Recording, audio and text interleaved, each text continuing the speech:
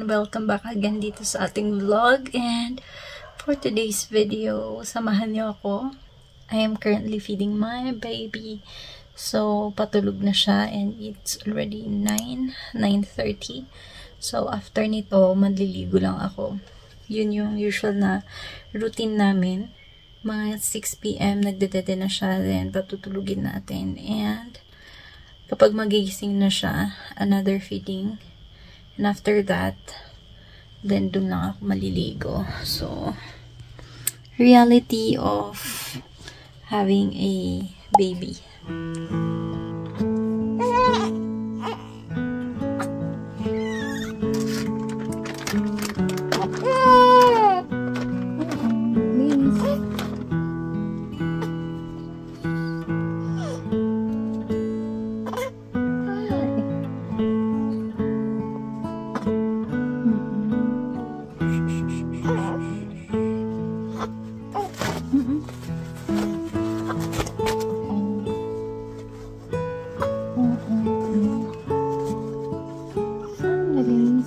Sublitan.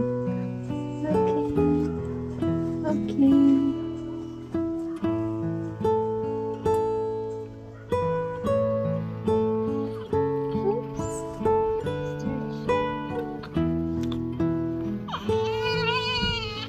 Okay.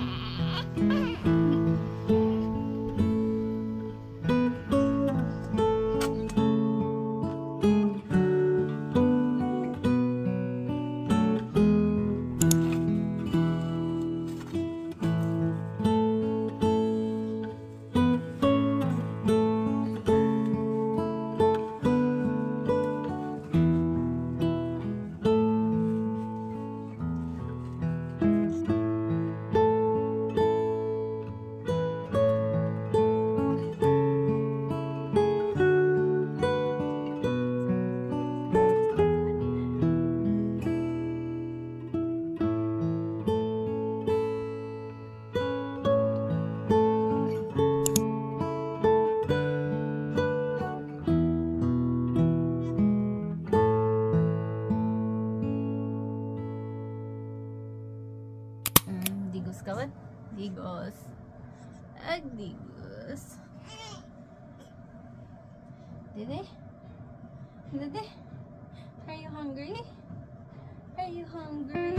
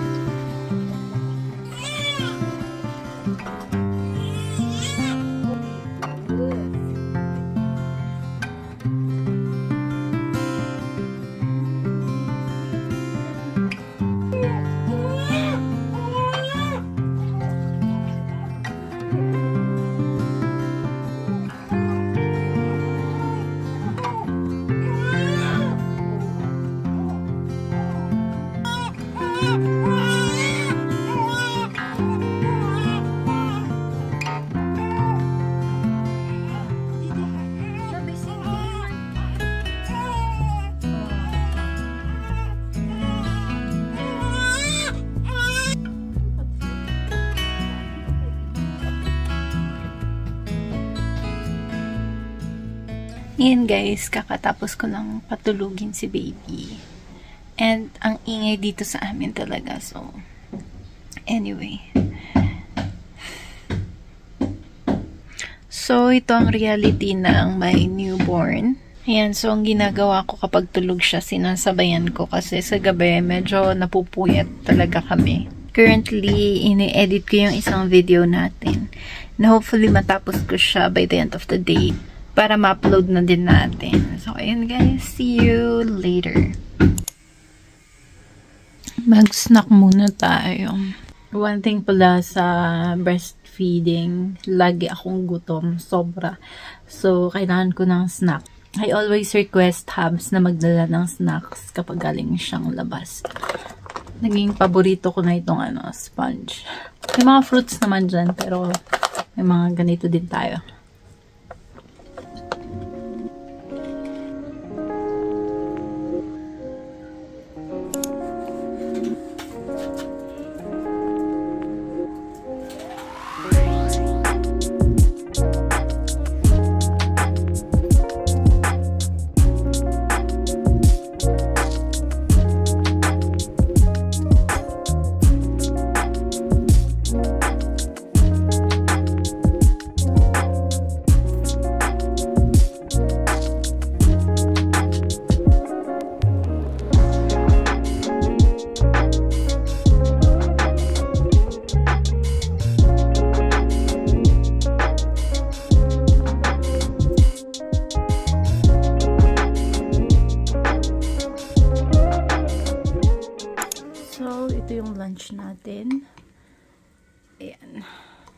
Para siyang porridge na may noodles. Yan guys, kain na tayo bago pa magising ang ating baby girl. So this is our life. Kailangan na nating mag-adjust sa lahat ng ating ginagawa.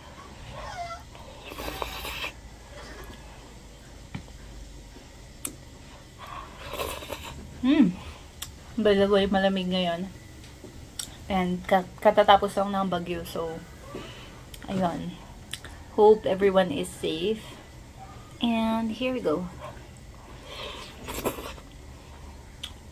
Day in, day out, treacherous blues, calling my name, won't you let me feel alive. Ayan, ang ingay pa din hanggang ngayon. It's dinner time, so mag-prepare lang muna tayo ng dinner. Wala si Hubs ngayon. Medyo late siyang makakauwi, so I have to cook for our dinner. And magluluto lang tayo ng cabbage and pechay plus delata.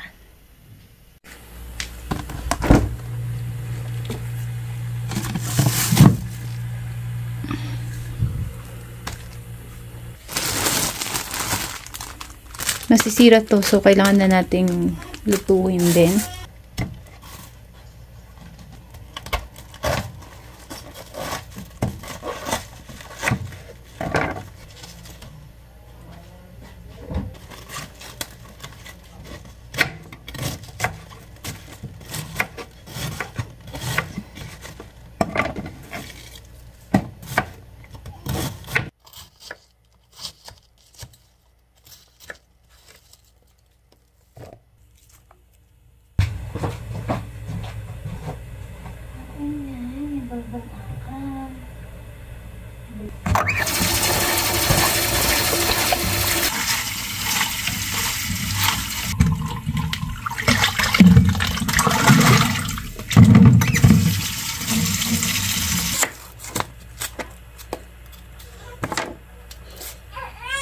Oo.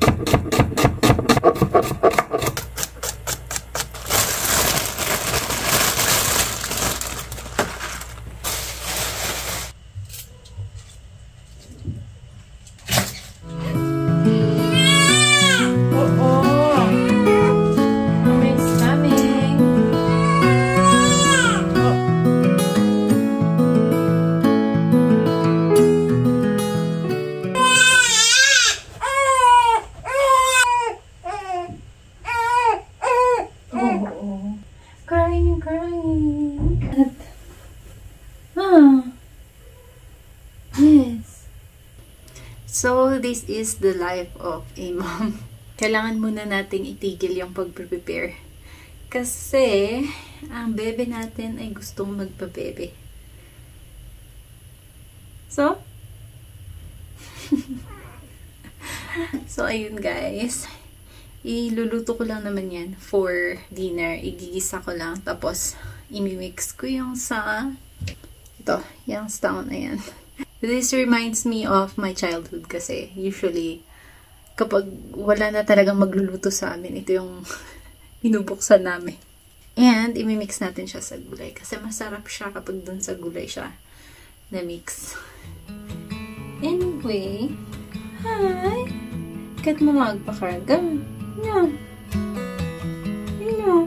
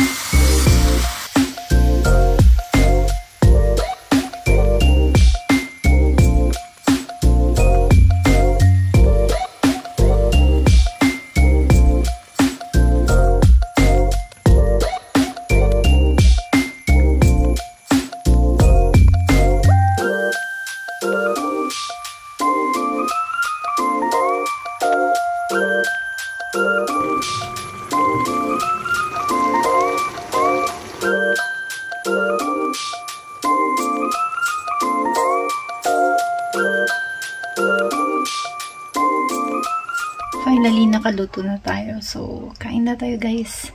And tulog na din yung ating alaga. So, it's time for mommy's time.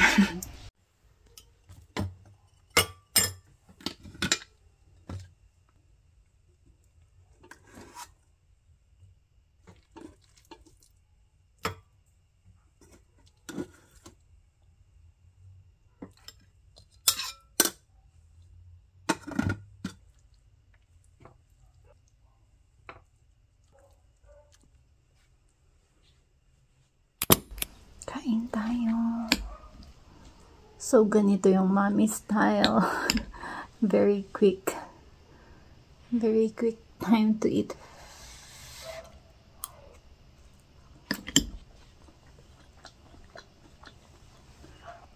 By the way, kailangan kong buksan kasi wala tayong exhaust dito. And tumataas yung usok.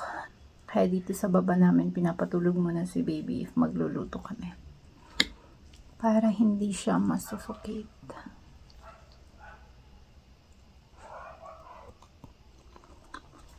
Someday we'll have a bigger space than this.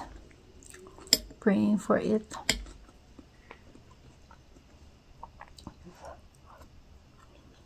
Also, mostly ng mga ulam na namin ngayon is may sabaw. Kasi syempre nagpapadede tayo. Kailangan natin ng masabaw na ulam.